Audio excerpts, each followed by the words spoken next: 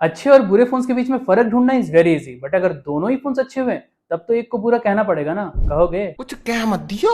तो आज हम बात करने वाले हैं पोको M7 Pro के बारे में और उसको कंपेयर करेंगे दी iQOO Z10X अक्का Vivo T4X, क्योंकि ये दोनों क्या हैं? Same but different. अब Amazon फ्लिपकार्ट पे पोको M7 Pro की प्राइस है 12,500 के आसपास और डील स्कैनर पे भी ग्रीन शो कर रहा है, मतलब आप इसको परचेस कर सकते हो, क्योंकि जनरली इसकी प्राइस होती है 12,800 के अराउंड और अभी 12,499 है। एंड अगर आप अपना पुराना फोन एक्सचेंज करते हो तो अराउंड 10,000 का एक्सचेंज वैल्यू भी मिल सकता है, बट एक्सचेंज वाला फोन 10,000 से ऊपर का होना चाहिए। M06 लेके मत पहुंच जाना, मार खाओगे। सिमिलरली iQOO Z10X की प्राइस है 13,000 एंड इसके डील स्कैनर पे भी ग्रीन शो कर रहा है, प्लस जनरली इसकी प्राइस अराउंड 14,000 होती है, बट अभी डिस्काउंटेड प्राइस पे मिल रहा है। एक सजेशन दूंगा, iQOO वाला फोन हमेशा Vivo वाले से थोड़ा सा सस्ता ही मिलेगा, सेम स्पेसिफिकेशंस होने के बाद भी। पता नहीं क्यों, क्योंकि इसी फ्लिपकार्ट पे मैं अगर Vivo T4X सर्च करूं तो वो 13,500 का मिलेगा। हालांकि डील स्कैनर पे इसकी भी एवरेज प्राइस 14,000 ही शो हो रहा है, बट फाइनल प्राइस iQOO वाले से 500 ज्यादा है। ये सब रिसर्च ना बिना बाय हटके के पॉसिबल नहीं है, डिस्क्रिप्शन में लिंक है, जाके खुद डाउनलोड करो। अब इन दोनों की प्राइस में भले ही 500 रुपए का ही डिफरेंस हो, बट कुछ चीजों में पोको बहुत ज्यादा आगे है, तो कुछ चीजों में iQOO Z10X का कोई मुकाबला नहीं। लेकिन आपको तो इनमें से एक ही लेना है ना, शुरू करें? देखो, मेरे हिसाब से कोई भी फोन बेस्ट नहीं होता। अपनी रिक्वायरमेंट्स की लिस्ट बनाओ और जिस भी फोन से आपकी रिक्वायरमेंट्स के लिए सबसे ज्यादा मैच हो रही हो ना, उठा लो। लेकिन फोन उठाते ही सबसे पहले क्या दिखेगा?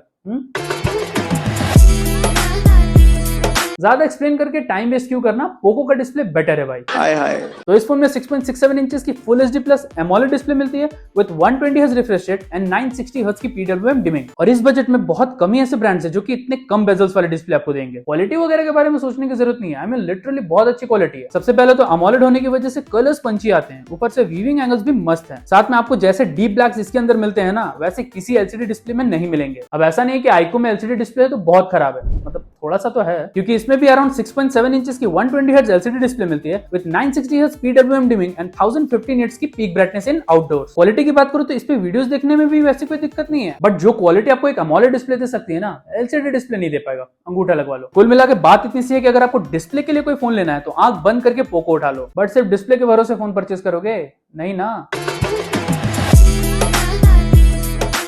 इस फोन के अंदर कितना स्टैमिना वो तो तभी पता चलेगा जब उसको रगड़ के इस्तेमाल करो। और इन दोनों ही फोन्स में मैंने सारी टेस्टिंग की है। जैसे पोको का ANTUTU स्कोर अराउंड 4,80,000 के आसपास आता है एंड iQOO का स्कोर अराउंड 7 लाख के आसपास। अब ये 2 लाख का डिफरेंस क्यों है, बताओ? मुझे क्या पता। तो सीन ये है कि पोको के अंदर Dimensity 7025 अल्ट्रा का प्रोसेसर मिलता है which is based on 6 nanometre architecture, वही iQOO के अंदर Dimensity 7300 का प्रोसेसर मिलता है which is based on 4 nanometre architecture. Poco के बेस वेरिएंट में 6GB RAM and 128GB storage मिलता है और iQOO वाले में भी सेम ही है, बस फर्क इतना सा है कि यहाँ पे UFS 3.1 की स्टोरेज मिलती है। और इसकी वजह से iQOO वाले फोन को टोटल 3 फायदे हुए हैं, जबरदस्त वाले। सबसे पहले तो कोई भी ऐप या गेम ओपन करो वो पोको वाले से पहले लोड होगा। दूसरा, PUBG में जहां Poco M7 Pro max to max 40 FPS खेल सकता है, iQOO वाले में 60 FPS तक का सपोर्ट है। वैसे प्रोसेसर तो 90 FPS भी सपोर्ट करता है, बट क्या वो iQOO देगा? हम नहीं देगा, भूल जाओ।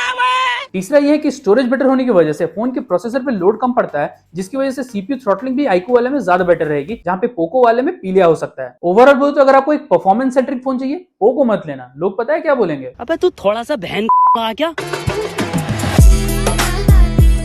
जिम जाके बॉडी तो बना लोगे, बट शक्ल का क्या करोगे? उसने भी मुझसे यही बोला था।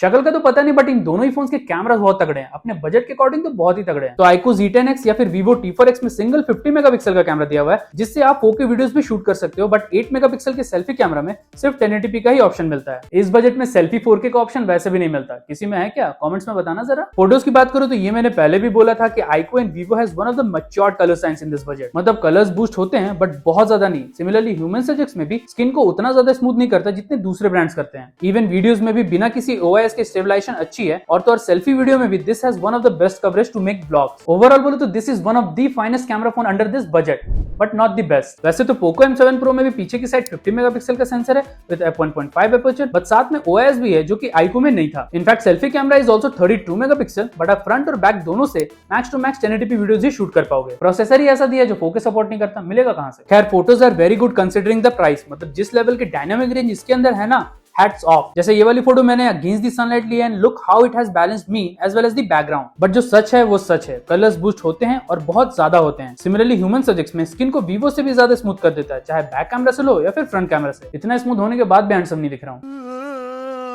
Same to same scene videos का भी है। हालांकि वीडियोस में कलर्स उतने बूस्ट नहीं होते हैं, बट फेस का हाल अब भी वैसा ही है। कुल मिलाकर अगर मुझे कैमरास डिपार्टमेंट में किसी एक को पिक करना हो तो थोड़ी मुश्किल जरूर है, बट मैं आईक्यू वाले को ही पिक करूंगा। बट व्हाट इफ मुझे हार्डवेयर से ज्यादा सॉफ्टवेयर में इंटरेस्ट हो।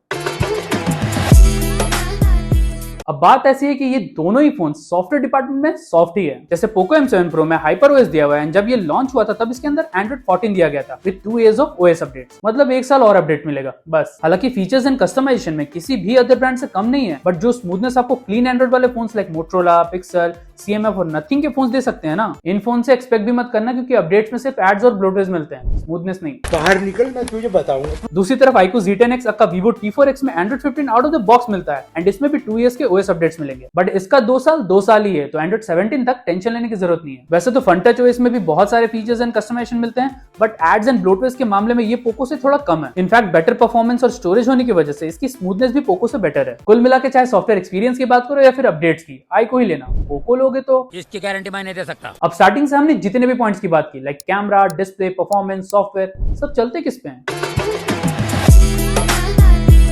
देखो क्लियरली बोलूं तो iQOO Z10X की battery is way better than Poco M7 Pro, क्योंकि iQOO में 6500 mAh की बैटरी मिलती है विद 44 वॉट फास्ट चार्जिंग, जहां पे पोको में सिर्फ और सिर्फ 5110 mAh की बैटरी दी गई है विद 45 वॉट फास्ट चार्जिंग। और आपने नोटिस किया होगा कि इस वीडियो की टाइटल में ना ही एप्पल का जिक्र है ना ही सैमसंग का, मतलब बॉक्स में अडेप्टर मिलेगा। बैकअप की बात करूं तो iQOO वाले में आप इजिली थोड़ी बहुत गेमिंग एंड नॉर्मल यूजेस के बाद भी 1 दिन का बैकअप निकाल लोगे, जहां पे पोको वाले में हो सकता है डे एंड पे आपको चार्ज लगाने की जरूरत पड़े। लेकिन क्योंकि पोको की बैटरी कैपेसिटी कम है बट चार्जिंग स्पीड सेम, तो ये iQOO वाले से जल्दी चार्ज होगा। हर जगह iQOO थोड़ी ना बाजी मारेगा, हलवा है क्या? Overall if you are a heavy user then definitely iQOO Z10X makes more sense, और क्लियरली इसका बैकअप पोको M7 Pro से बेटर चलेगा। अब पूरी वीडियो तो देख ली, बट समझ में नहीं आ रहा कि कौन सा लूं।